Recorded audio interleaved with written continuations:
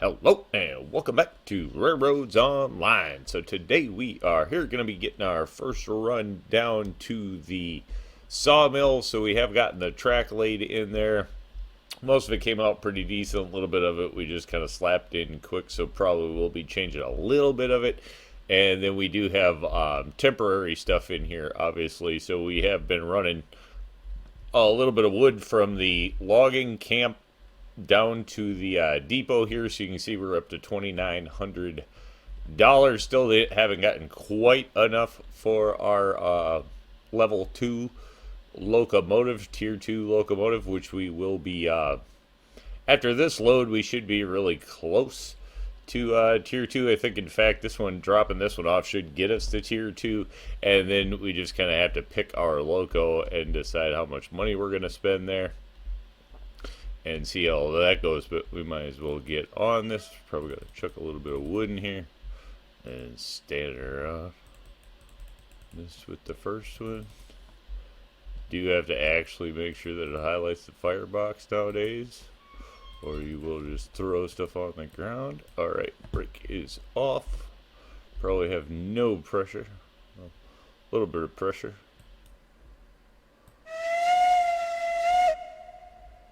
Alright, still working. See if we can get this thing to start rolling around the loop here. So obviously we did turn around and just kind of stop mid-run here at the depot, as we knew we were getting close. So we kind of finished the line down to the sawmill to get this ready to start the sawmill stuff, because we need to make some more money coming out of the sawmill. So was no harm in getting a little bit of start. Not that we have, you know, a huge pile of money or anything built up at this point. Running with 2 cars is kind of a pain, but really can't afford to pick up the weight with this loco running up the hill a lot, so I don't want to turn around and spend a lot more money on these cars. We need a heftier loco to handle that. And then we need to start getting in some yard stuff down here, because as we get 2 locomotives, so all this loop here will go away. I mean, this was all just temporary put in here to produce a couple of log runs while the track was being built down to the sawmill. So get a little bit of a head start where you can, when you can. Fire temperature coming up here now. This will get us going. Let us roll out nice and slow. We'll make sure that we have all of our switches are good. I don't know about all these side poles. They kind of just end up coming out in the way. Should move this one maybe to the back side of that. That would make it actually easier to see. Probably would like that better. Probably listen to the sign. Go ahead and blow the whistle there. Alright, pressure's coming up so we can get on a move. Yeah, we should be alright.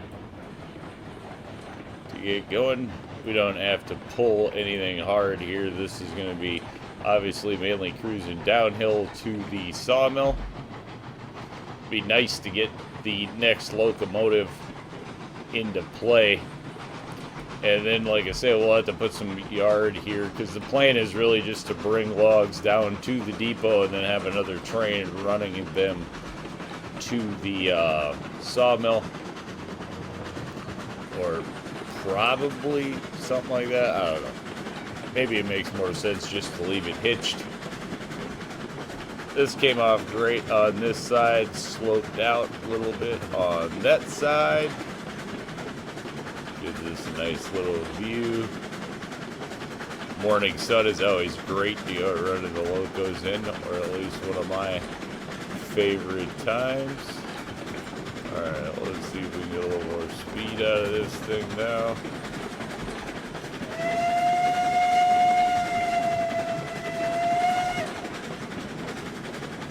See, there is our wheat farm off in the distance. Definitely not hooked up yet. Haven't done a thing with it yet.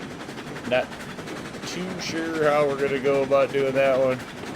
But off in the distance, just try to keep this track straight and running in a nice place where it was possible.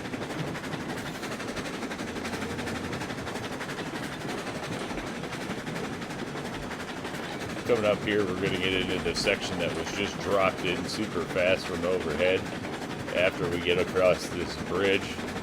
Up to this bridge was laid kind of picky, and then the middle section was just thrown in it, and the down section was kind of played up. But sometimes I am guilty of getting a little impatient. I'm laying the track, so that I just go like boom, boom, and where now we have, oops, way too much brake there.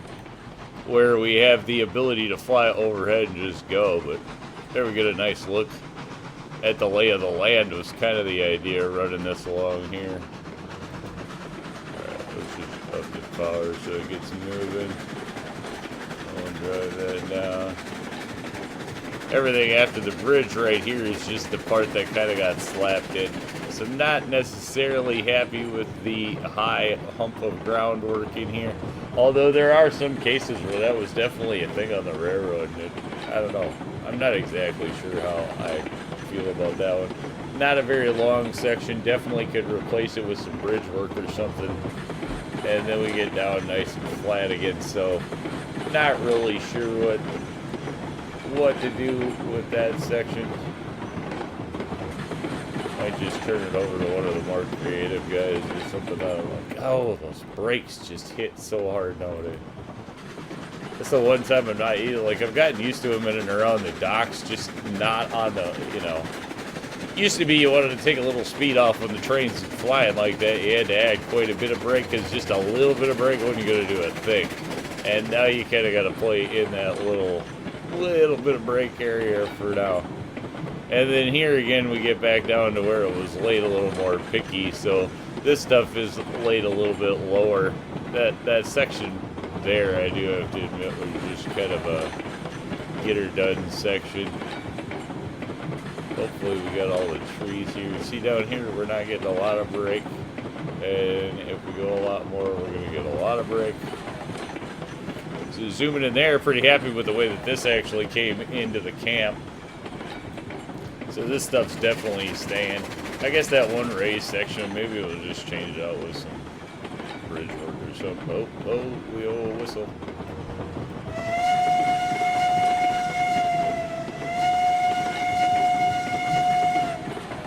Let the camp know that we are on our way in. It's just a good look at the camp. This pretty happy with the look of that actually. Just zoom into the camp nice and easy. Make sure that our runaround and everything else works. So this we can just coast in here. That's nice. A little bit of uphill is going to do the trick. And so far, as long as this thing gets it on the return trip decent. Oh, we got to make sure we got our switches. Yeah, we're good. As long as it makes it on the return trip decent, like can haul more wood, maybe we will have Montezuma just doing the logs like from the depot down to here, so maybe that'll give us an opportunity to run a different loco that just can haul a heck of a lot more weight up that hill. The logging camp's not very far from the depot, so that might open up some different options. I don't know. Things to think on. Nice thing with Montezuma is it handles the tight turns and stuff with no problem because it's a little loco, and there is a benefit to that as well.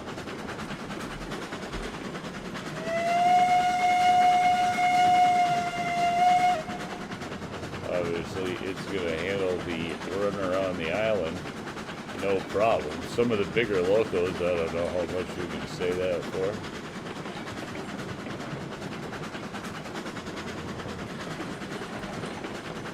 Coming around nice and easy. Back that down. Oh man, you know what? I totally just drove by the drop off as I'm just like messing around with the loop, you know. It's a test run though for you. There you go, you know. I'm more concerned with making sure that the track works, I guess. First time up here with it. That's hilarious. Oh, the loop works. That's the important part. We definitely don't need to stop or slow down too much for it. So that works cool. Happy with that.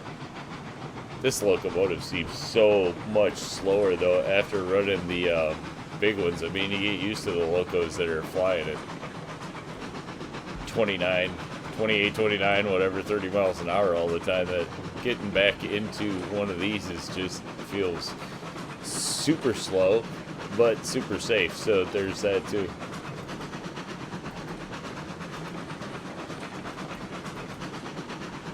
Somewhere in here, there's like a getting as much as you can get, which varies depending on your weight and the grade, obviously. But I can't believe it drove right by. I was gonna drop them off at the pickup. Like, I want the first load out of the sawmill, not into it.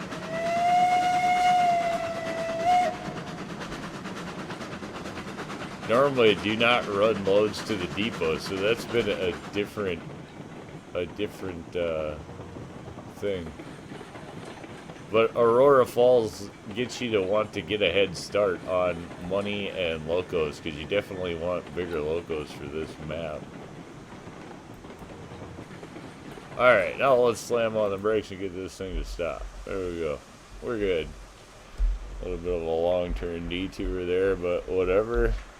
And we are getting paid, even though they're going to bounce around because they're slamming into each other as they expand, coming off the deal there. Wait, oh yeah, because it's picking them up, I suppose, already. I'm like, why do we only get 9?